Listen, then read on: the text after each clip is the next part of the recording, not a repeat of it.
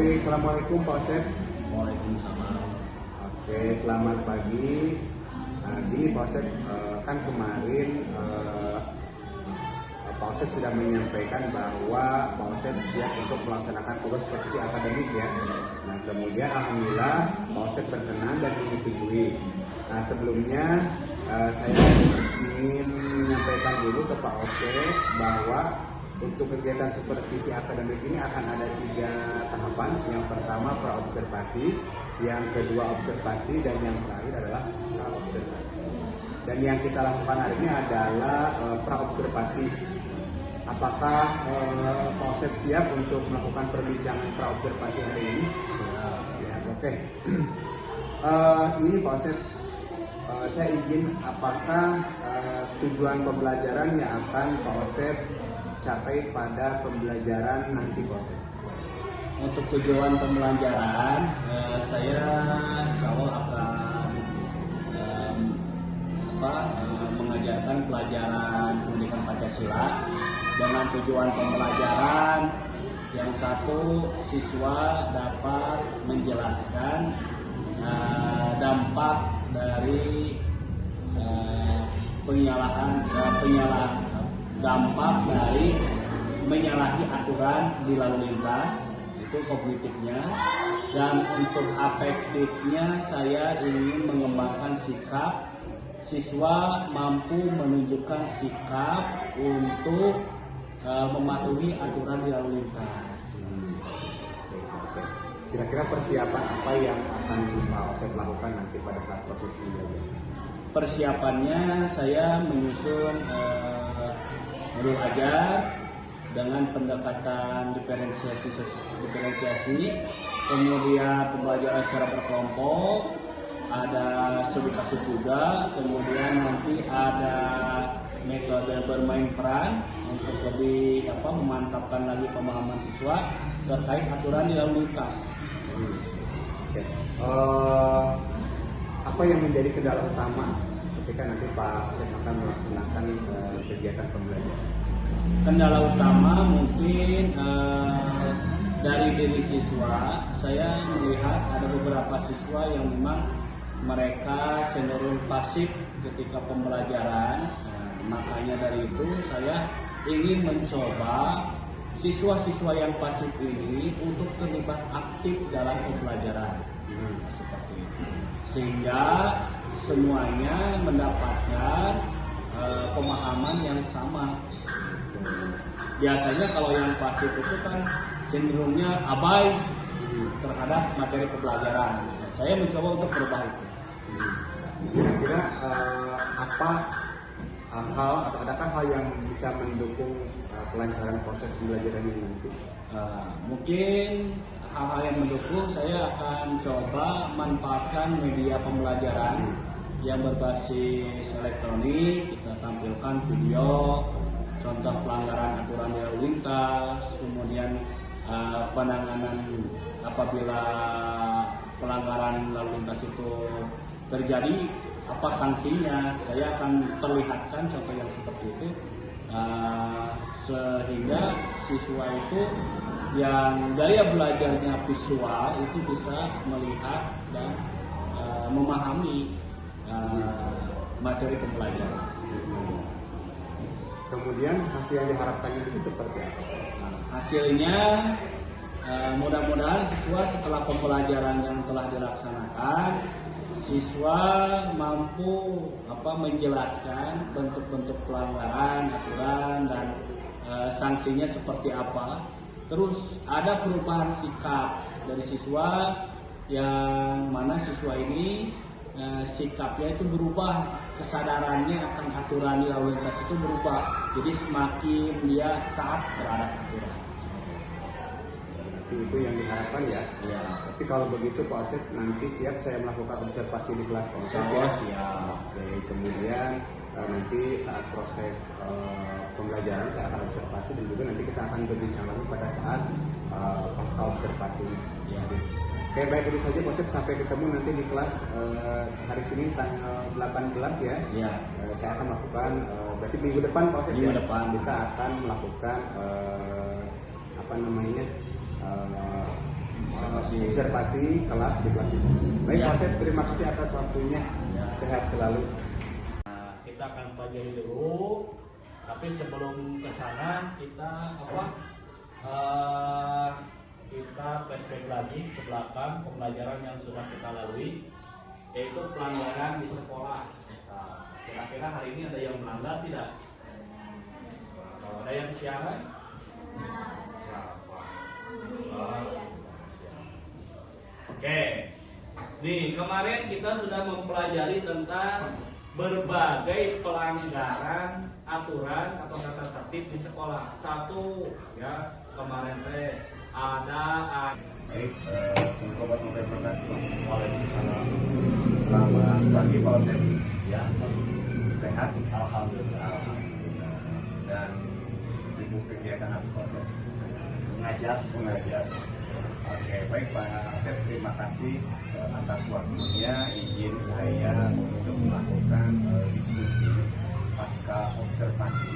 Kemarin kebetulan kita sudah melakukan kegiatan pra-observasi, kemudian pelaksanaan pembelajaran yang Pak Asep lakukan, dan hari ini kita akan diskusi terkait dengan pasca observasi atas pembelajaran yang sudah dilakukan Pak Asep, ya. Oke, saya ada beberapa pertanyaan yang ingin saya ajukan ke Pak Asep. Yang pertama adalah bagaimana perasaan Pak Asep terkait jalannya observasi di kelas kemarin selama proses pembelajaran? Selama proses pembelajaran tentunya saya melihat kondisi di kelas ada beberapa peningkatan yang terjadi selama pembelajaran. Ini bisa dilihat dari pertama dan setelah gitu, atau sebelumnya dan ketika di observasi. Mungkin di awal memang muncul permasalahan dalam pembelajaran. Nah, ketika sudah diskusi, kemudian pelaksanaan observasi, permasalahan yang timbul pada pertemuan sebelumnya itu bisa teratasi pada saat observasi Teratasi, ya. Menurut Pak Asep sendiri, apakah ada kekurangan nggak atau kendala berarti yang dihadapi saat proses pembelajaran kemarin? Untuk kekurangan, memang yang namanya kondisi kelas memang ada kelebihan dan kekurangan. Tapi untuk kekurangannya saya melihat minim sekali.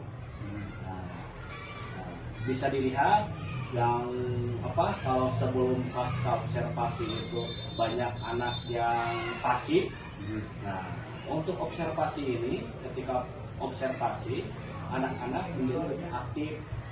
Motivasinya untuk belajar meningkat gitu. Karena ada sesuatu yang beda yang diterapkan dalam pembelajaran. Baik, berarti meningkat ya, tidak ada kendala yang begitu berarti. Ya. Baik, selanjutnya menurut Pak Asep sendiri, jika penampilan proses pembelajaran yang Pak Asep kemarin tampilkan itu kalau harus dikasih rating nilai, ini Pak Asep kasih berapa nih? Kalau rating nilai misalkan dari skala 1 sampai 10, mungkin saya akan di rating 8. Nah, karena mungkin kekurangan yang 2 itu yang minim itu tadi. Ya, selain itu dari kegiatan observasi yang dilakukan, kira-kira untuk kedepannya ada hal yang ingin dikembangkan lagi nggak? Mungkin saya akan mencoba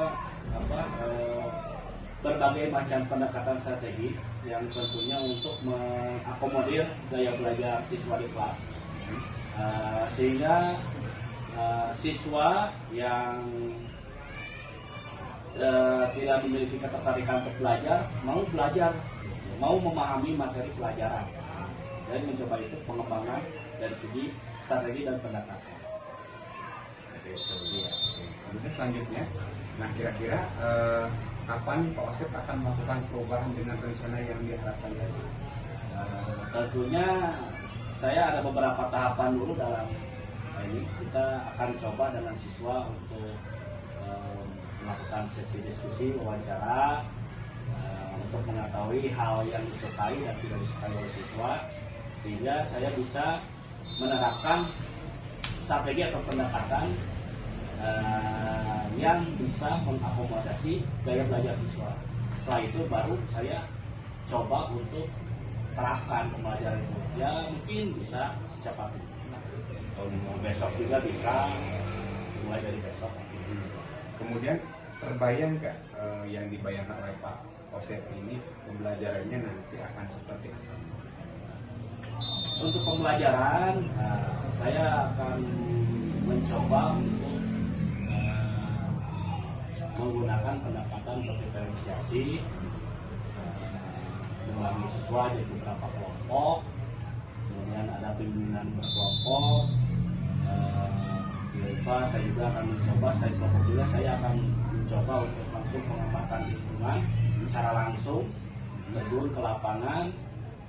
Jadi siswa belajar dari pengalaman mereka. Jadi hasilnya mungkin akan bisa didiskusikan, dipresentasikan, dan di situ saya memberikan penguatan. Jadi saya ingin mencoba pembelajaran yang berpusat pada siswa. Kemudian kaitannya dengan kompetensi sosial emosional yang Pak Osep lakukan kemarin seperti apa? Nah, untuk kaitannya dengan sosial emosional tentunya penting untuk memahami itu. Dari segi wawancara itu sudah saya mungkin dari segi wawancara di awal tadi itu tujuannya untuk mengetahui kondisi emosional siswa. Jadi kalau misalkan ada permasalahan mungkin di luar dari pembelajaran, misalkan kondisi di rumahnya, nah itu bisa kita temukan solusi bersama. Sehingga kalau sudah solusinya sudah diketahui, anak itu yang punya masalah tingkat emosional di rumahnya itu bisa lebih fokus di belajarnya karena kan kita sudah antisipasi itu. Berarti kemarin kalau kita flashback ke belakang, kemarin Pak Osep mengajarkan tentang apa Pak? Kemarin itu saya mengajarkan tentang pelanggaran aturan di lalu lintas. Mungkin untuk tujuan pembelajarannya sadar ranah kognitif dan afektif, area pengembangannya. Untuk area pengembangan kognitifnya, saya ingin siswa di kelas itu bisa memahami dan menjelaskan dampak dari pelanggaran. Sedangkan area afektifnya itu, siswa itu bisa menimbulkan sikap bagaimana